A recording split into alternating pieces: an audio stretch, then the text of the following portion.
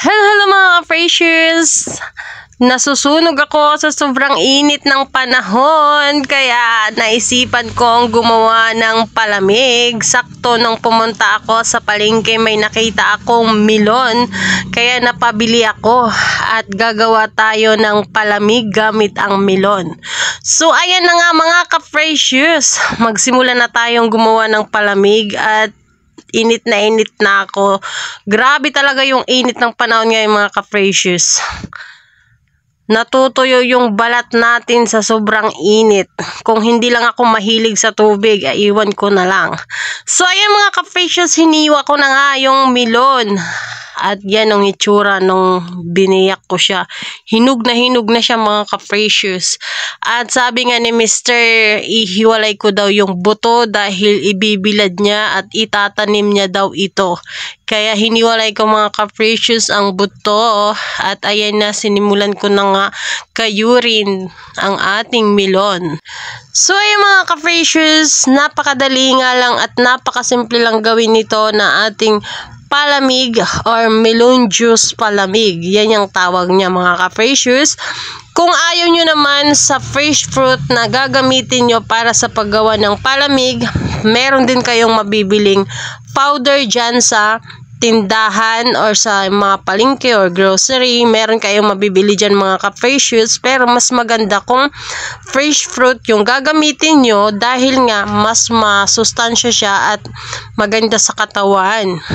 So at natanggalan na nga natin to ng buto mga ka-Freshers at naitabi na natin, kaya simulan na natin sa pagkakayod. Ganito lang kasimple yung gagawin nyo mga ka-Freshers. Kung ano yung nakikita nyo sa paggawa ko, ganyan din yung gagayahin nyo dahil napakadali lang gawin yan. Kakayurin mo lang yan mga ka-Freshers, yung laman dyan sa loob hanggang sa maubos. Kahit papano madami din yung laman yung mga ka-Freshers dahil malaking melon kasi yan. Maliit lang siya tingnan dyan sa video pero malaki talaga siya. At saka madami siyang katas dahil hinog na talaga siya. So ayun mga ka-Freshers, i-continue nyo lang yan sa pagkakayod hanggang sa maubos yung laman sa loob ng ating melon.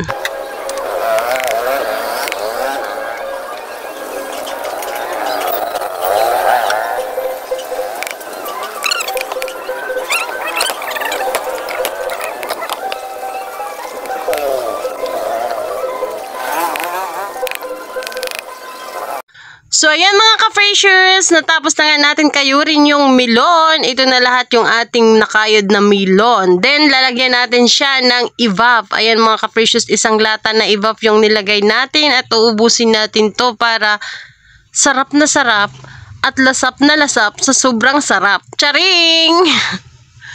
At syempre mga ka-Freshers, para mas malinamnam, lalagyan natin yan ng asukal. Maliit na kutsara yung gamit ko dyan mga ka-Freshers, kaya 5 kutsara yung nilagay kong asukal dyan sa ating pichel.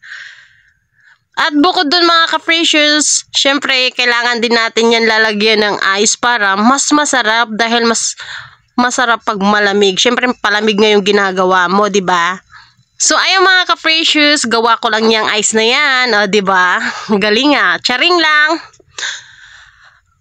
At ayun na nga mga ka-Freshers, ilulunod na natin yung ating ice. Sobrang yummy, napakadaming gatas ng ating palamig or melon juice. Josh.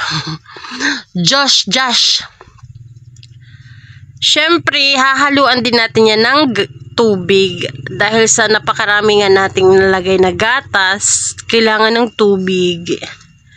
At ayan na yung ating finished product mga ka-Freshers. Hintayin na lang natin yan lumamig para masarap na masarap ang ating melon sa tag-init. Pwede mo yan doblehin mga ka-Freshers. Kaya ayan na. Nagtakal na nga si Mr. at titikman niya at kanina niya pa yan hinihintay. Kaya ayan na. Sarap. Diba?